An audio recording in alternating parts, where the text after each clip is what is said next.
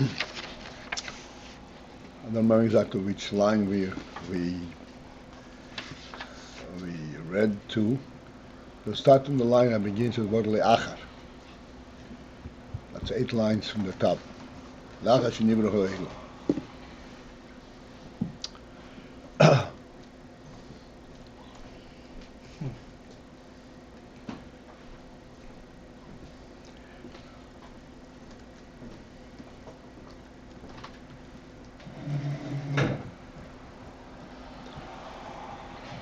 And it starts off here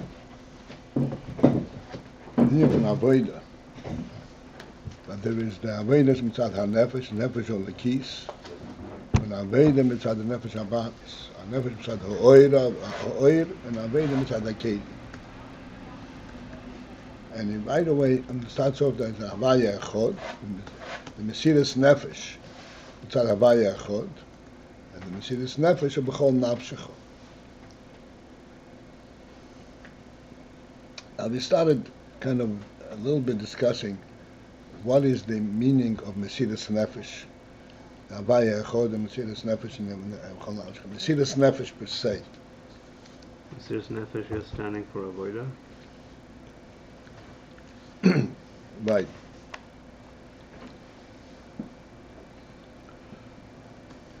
What does avodas havaya mean? By the way, it starts off with mesirat nefesh.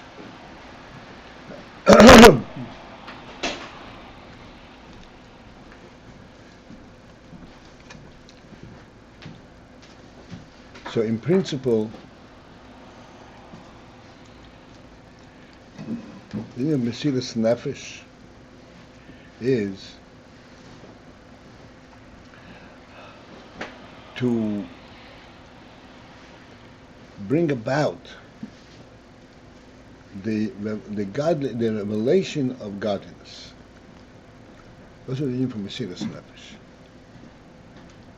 Because world and godliness are very, very distant.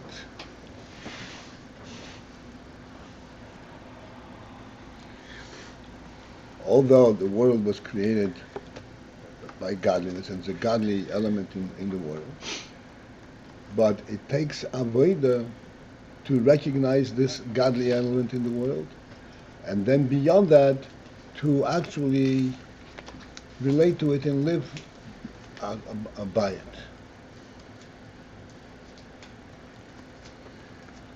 And to the extent that their distance is so vast, so different, that to the extent that if one would actually incorporate godliness in his life, this would constitute him a mesirat nefesh.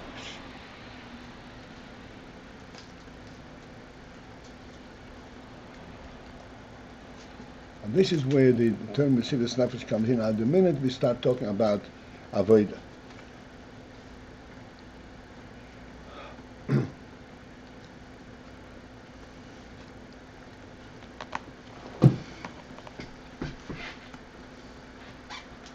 As we always point out in the simplest sense, and then we'll go into the matter, that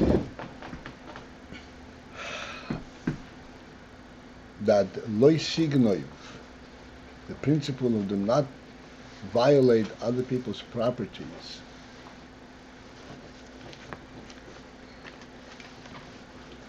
there is a godly principle in this, and there's a worldly principle in this.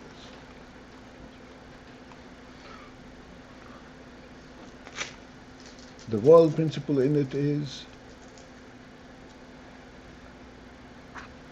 entirely self-serving, and it is entirely based on worldly welfare.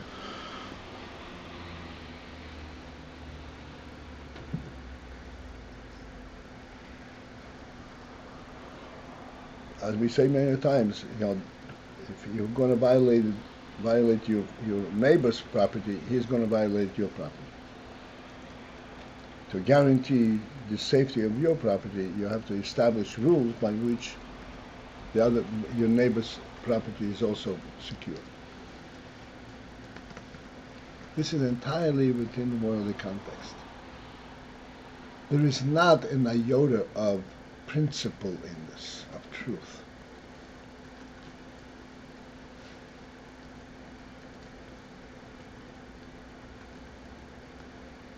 That kind of world is devoid of godliness. As a matter of fact, if this is extended, so to speak, to its natural, logical conclusion, then any time that I could violate and get benefit from other people's property without being detected, there's nothing wrong with it. We're still friends.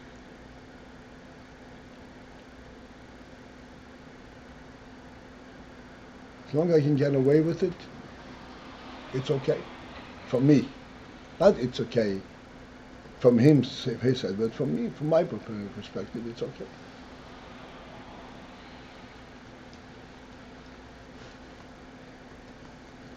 In order that it should be not okay, even from my perspective, there has to be a completely different attitude, a completely different perception. And this is where the godly truth comes in. In other words, if in fact the fact that he has property is exclusively his own gain, his own creation, then there is not a principle in this. He holds it now, and then now I hold it. That I should recognize that his property really, really belongs to him in terms of true ownership, then I have to look at it from a completely different perspective. This is what we always repeat, that true ownership is due to the godly command that the Abishter has created Adam on the earth, and he has given the Adam the right to own property. As it's stated in the Pasuk, and therefore his ownership is guarded by a godly principle. In order to relate and to accept that, there has to be from mesirat nefesh. In other words, this is not for personal gain. I have to completely ignore my personal interest. The natural tendency would be, hey, this is a good thing, I can use it. Because why do I own property? Because I can use it.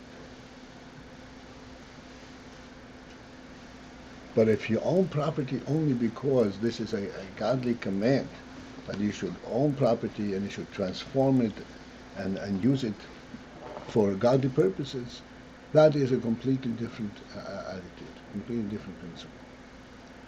This is why in every aspect of Torah mitzvahs, there's immediately an element of mesirat nefesh, because it's immediately a view that is contrary to a view that promotes your own benefits from a worldly perspective.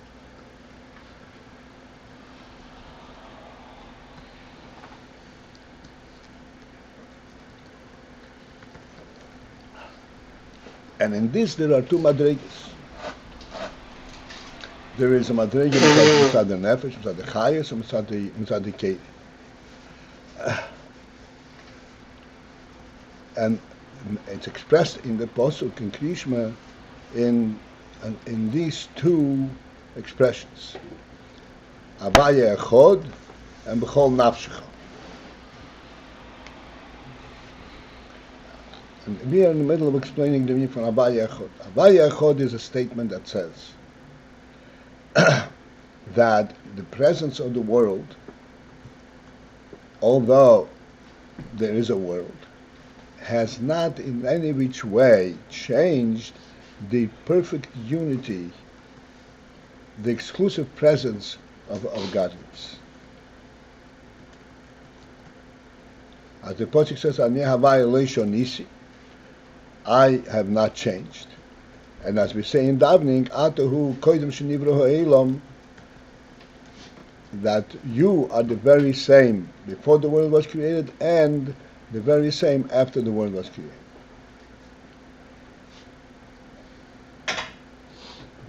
Okay, so here's where we start. The line begins with the word le-achar shenivro ha'elam, hu levadehu, he is totally alone. To recognize this principle, to understand this principle is a pretty challenging Indian. But it is even more challenging to recognize this principle in actual life.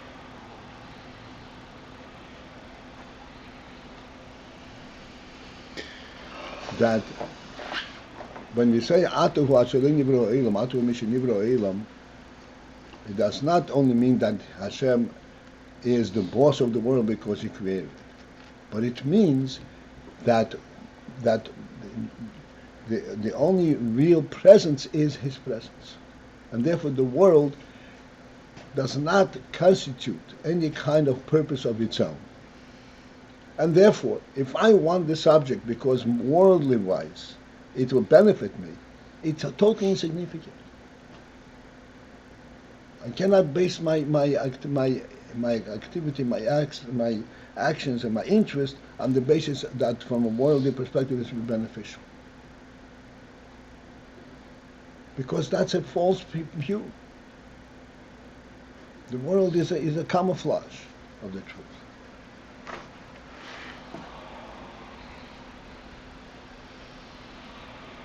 In our mashalim that we give, try always give something very tangible and simple. It would be tantamount to saying that the table is wood. It's a piece of wood. Because that's how it exists in the world.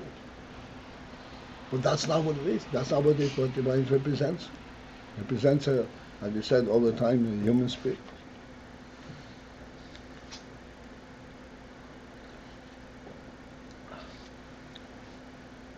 Okay, so let's continue. It's in the middle of that line. V'hagam shenivra ha'elam. And although the world was created, hine be'emes, however, in truth, hem betelim umiyuchodim betachlis. They, meaning all the things in the world, are betelim, are nil, umiyuchodim, and united with the godly spirit that is betachlis, that allows them to be. Betachlis means to the extreme, in total.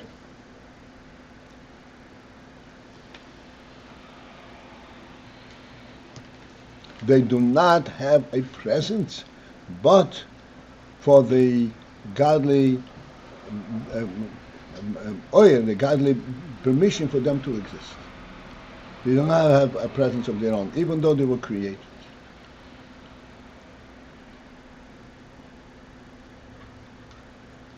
So the creation element, as we shall discuss, we shall see what is in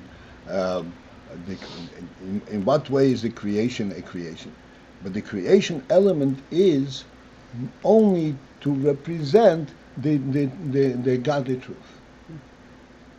This is what the creation stands for, not for its own presence.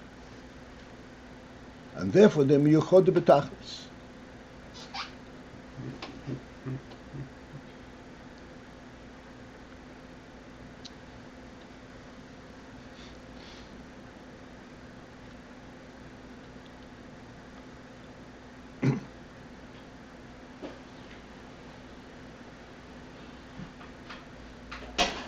Again, using our sholim that we illustrate this principle. That if you are in someone's home and there are objects in this home that seem to be independent of their independent presence. An object that you bought in the store and brought it into the home.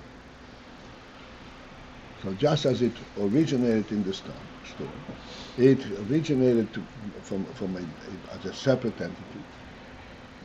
In the home, it's also separate. It can easily be moved out of the home, and therefore you would view it as a separate thing from the home. So if I take it away, I'm just taking the object. I'm not violating anything in anything real. So we say, no, this is a total misunderstanding.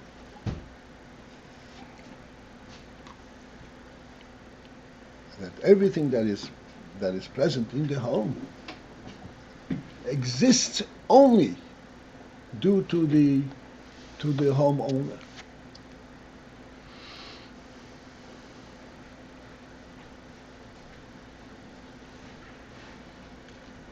Which is what you see. Like we always point out, if you see a clock on the wall, what does it represent? It represents the human spirit that's in the home, not the clock on the wall. The clock on the wall is only a means to represent it on the physical, practical level. But it is there only because of the human spirit.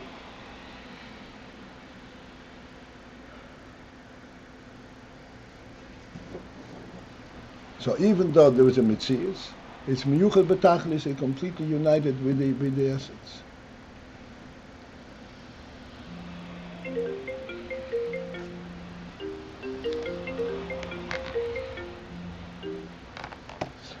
Da'ani rishon v'ani acharei, as the pasuk says, Ani rishon, I am the first, v'ani acharei, and I am the last. Mibalodai, and without me, besides me, ein Elokim. There is no Elokim.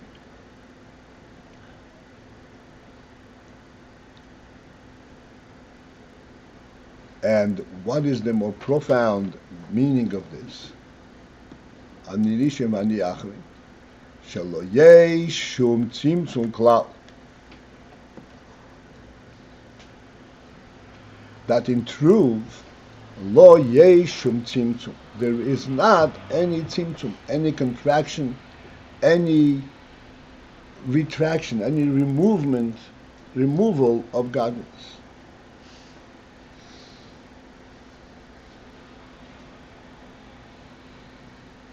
Therefore, ani rishon ani acharei, just as in the beginning there is only ani, at the end, when there's a whole world, there's also only Ani. But there was a tzimtzum. Elokus was removed, and it was permitted the establishment of world. That does not constitute the be'emes. That's what the be'emes. I always point out, be'emes means an insight that goes beyond the surface.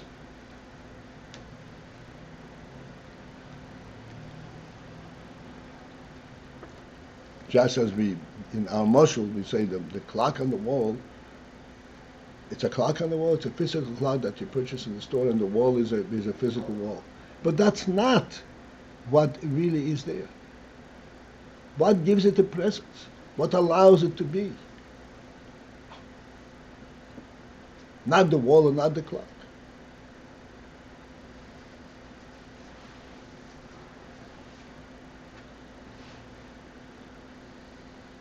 Therefore, lo yesh shum tzimtzum klal, there is no contraction, meaning there is no retraction, taking away godliness and allowing something else to be present.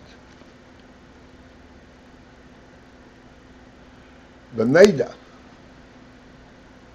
although it is known, this havos hamtzius hu al dehatzimtzum, that the coming to be of Mitzius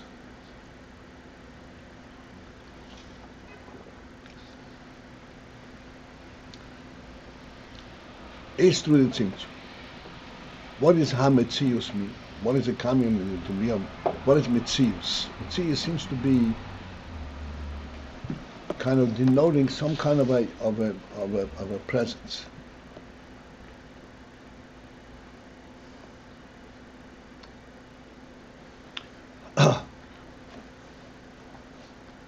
So the principle of Mitzius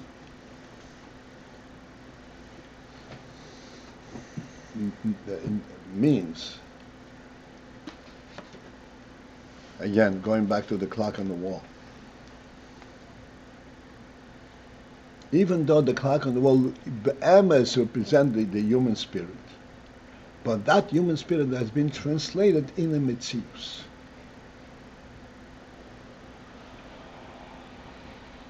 A Mitzius means that it is present just because it is present. A tangible presence.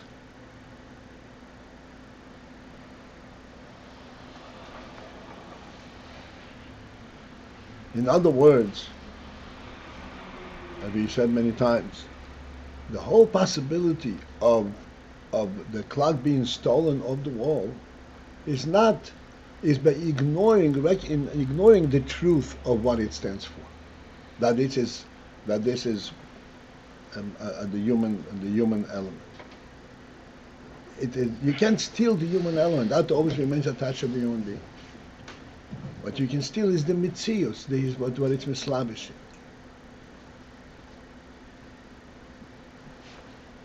Things that there is in a home, in a human, there is only the human spirit. That's what the home is. Odom Beis, this is as we said, the human spirit occupies, permeates the entire mitzius of the home.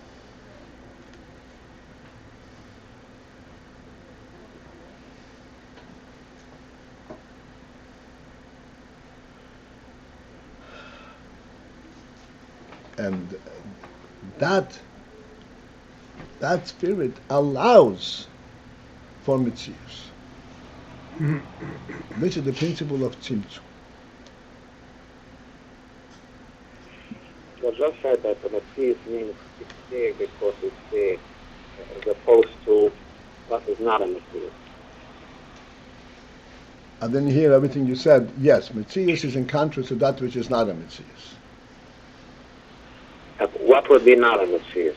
Mitzius was being said it's there because it's there, and not a mitzius. What is that mahus, as they call it?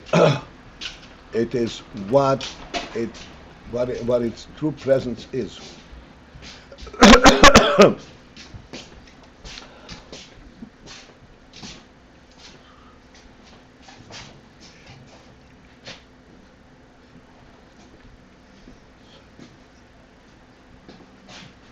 In a human being, for example, always use human being because the human being really is representative of the truth, of the godly truth in the world.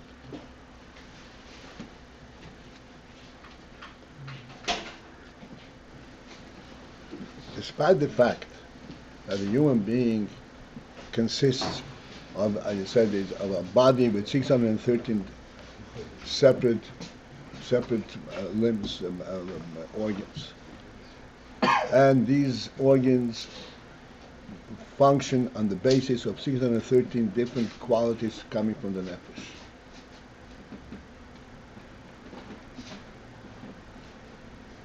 I always point out that a human being walks not because he has legs.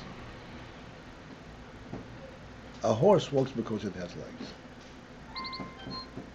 A human being walks because his rotzen, his nefesh carries him.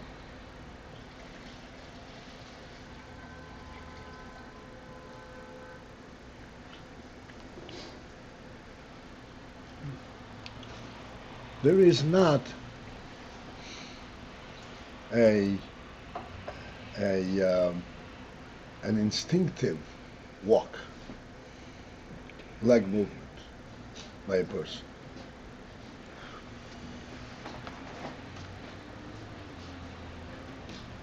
every move is motivated and inspired by the Rotzen HaNefesh.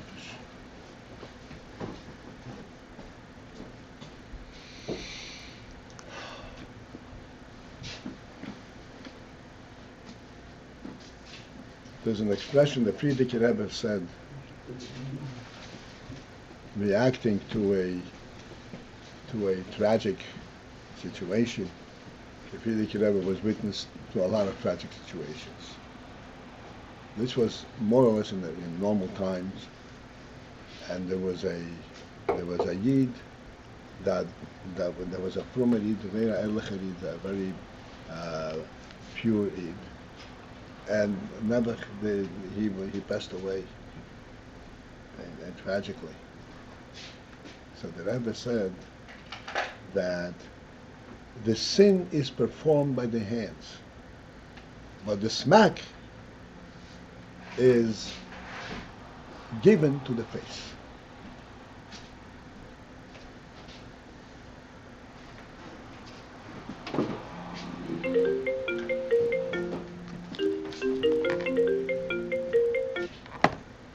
Because in a human being, the hands don't do sin.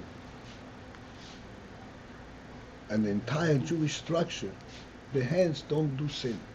It is the nefesh, the rotzen, the spirit, that it permeates the entire structure, the human structure, and that is guilty, so to speak, of not holding back and controlling the hands under any circumstances.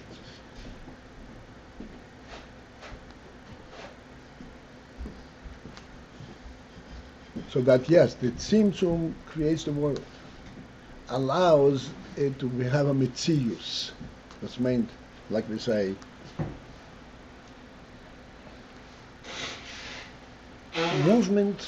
moving from one place to another. Essentially, if we go deeper into the human being, movement is not moving from one place to the other, as we always explain. Movement is the principle that one has in his nefesh, that the entire existence is one akud. And the whole world really is his business.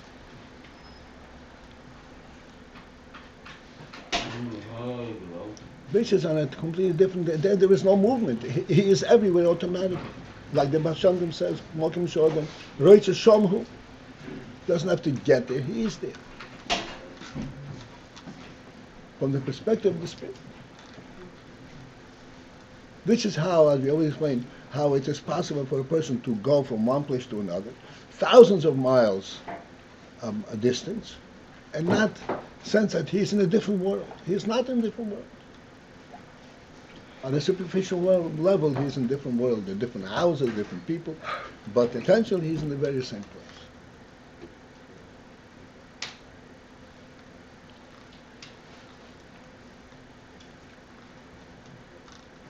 So this is the Metzius.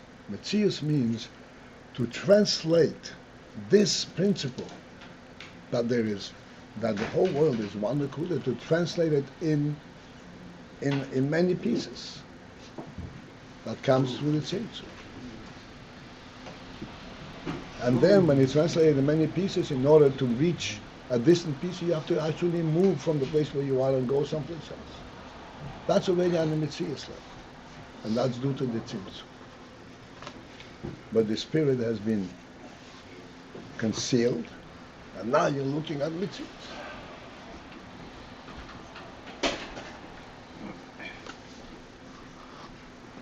Okay, this is it for this morning.